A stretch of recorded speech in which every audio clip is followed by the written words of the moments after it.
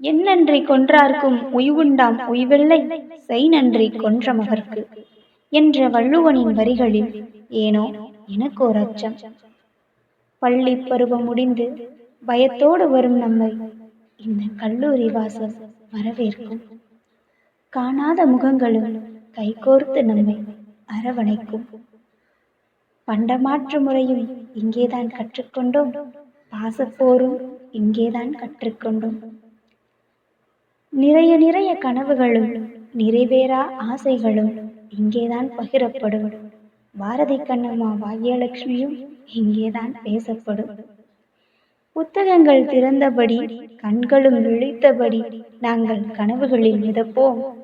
புரியாத பாடங்களும் பிடித்த ஆசிரியர் சொல்ல புன்னகையுடன் அதை ரசிப்போம். யார் சொன்னது எங்களுக்கு எதுவும் தெரியாது என்று? எங்களது விடைத்தாளை பார்த்தாலே போதும், இங்கு பல கதையாசிரியர்களை கண்டெடுக்கலாம். எங்களோடு சிறிது நேரம் ஒதுக்கினாலே போதும், ஓர் நகைச்சுவை நாடகமே நடத்தலாம்.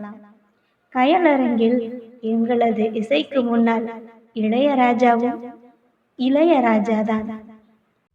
இந்த கல்லூரி கூடாரத்தில் அறிவுச்சுடர் நாடகமாம் ஆங்கிலத்துறை.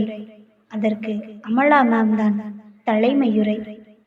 2 வேளை என திட்டமிடல், அதில் 2ஆம் வேளையில்தான் என் உரையாடல்.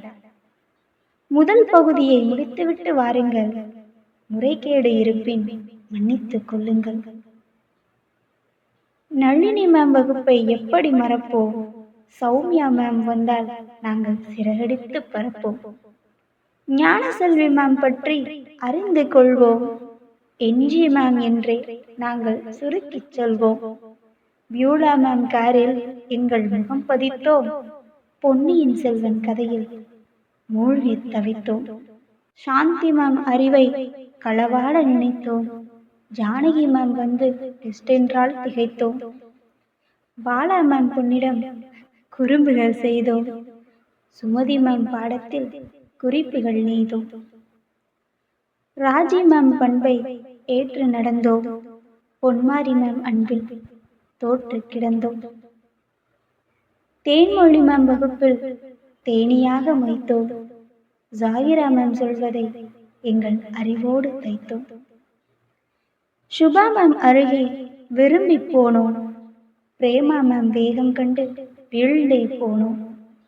மரியா மேம் குரலில் இசையை உணர்ந்தோம். மீனாட்சி மேம் யாரென்று தேடி தேடி அலைந்தோம். ஷாஹின் மேம் முகத்தில் மௌனம் கண்டோம். மீண்டும் சாவித்திரி மேம் மாணவியாகும் தருணம் வேண்டும். முதல் வேளை முடிந்தது, இடைவேளை வந்தது.